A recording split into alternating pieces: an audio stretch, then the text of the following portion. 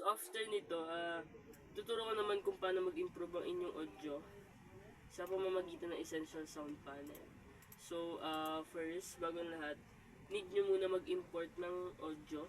So since nakapag-import na ako is idadrag ko na lang siya dito.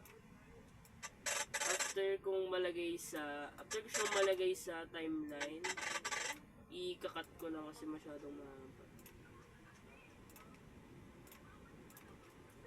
So, kapag nasa timeline na siya, click nyo lang and then punta kayo dito sa window.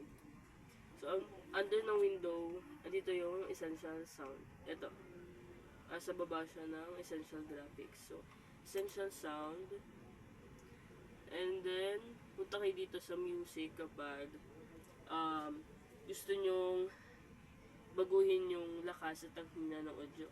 And then, dito sa Ambience, pwede nyo kayo maglagay dyan, mayroong ambience, wind effect, kung saan magkakaroon ng effect yung mismong audio.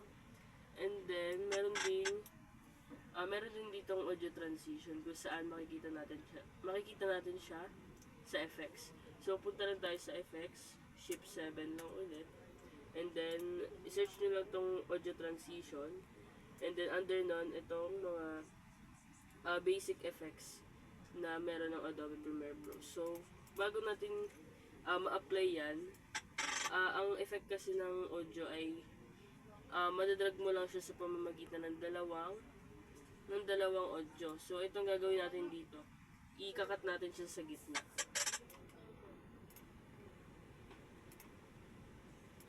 Then, after nating makat siya sa gitna, so,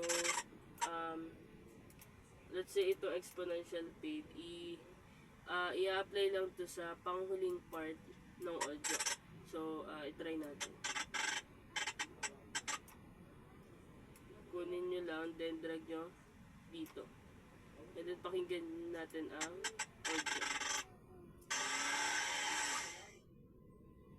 So, ayun, dito sa part na to ay medyo nag-fade yung audio since nilagyan nga natin siya ng exponential fade. And then dito naman sa unahan, pwede natin i-add ang constant power para try na lang natin.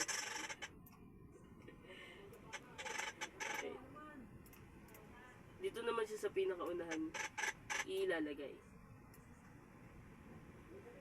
Ayun. So, pakinggan natin yung audio.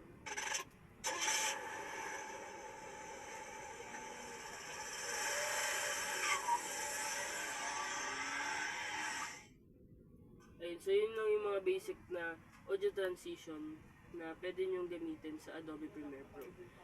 So after nyan, meron tayong tinatawag na color grading kung saan pwede nating baguhin ang kulay ng clips. So, mag-i-import lang ulit ako ng video na gagamitin ko. So, Ctrl-I lang ulit. Tapos, ibabrowse lang ng clips. Kahit isa lang. Pwede yun. Pero pwede din siya sa maramihan. Wait, alam kaya din. Ito. So after nyo mag-import, i-drag nyo lang ulit siya dito. And then, para mabago nito yung kulay, punta kayo sa effects.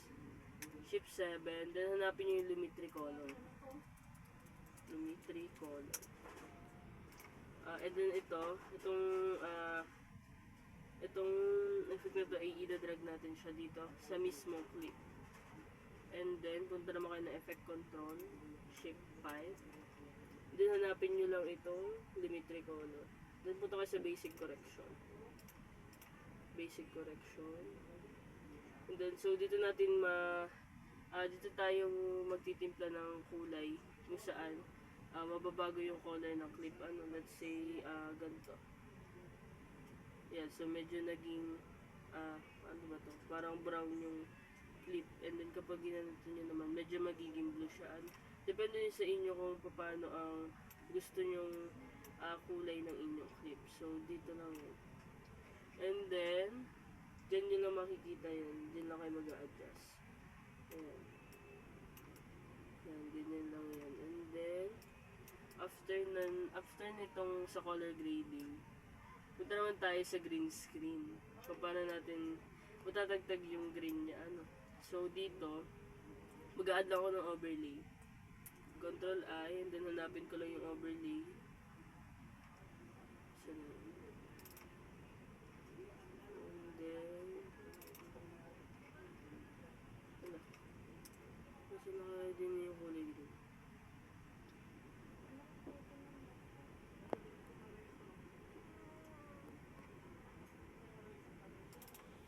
Hanapin ko lang yung green screen.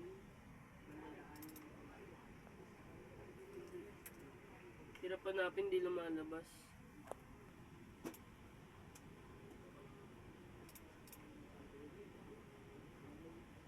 Wala, nakailang ano na.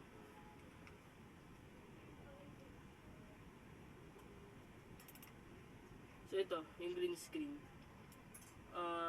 I-drag lang ulit natin siya pag na-import siya, and then angat lang natin dito.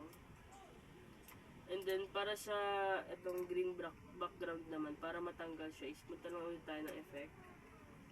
I-search natin ang ultra key. Ultra key. Kung saan itong ultra key, i-drag natin siya papunta dito sa video, sa overlay. And then balik tayo sa effect control, hanapin natin yung ultra key. And then, pindutin lang natin itong key color. Itong pen. Katabi nitong black. And then, tap lang natin siya. And then, wait, mali. Kasi green to eh. Cut mo nga.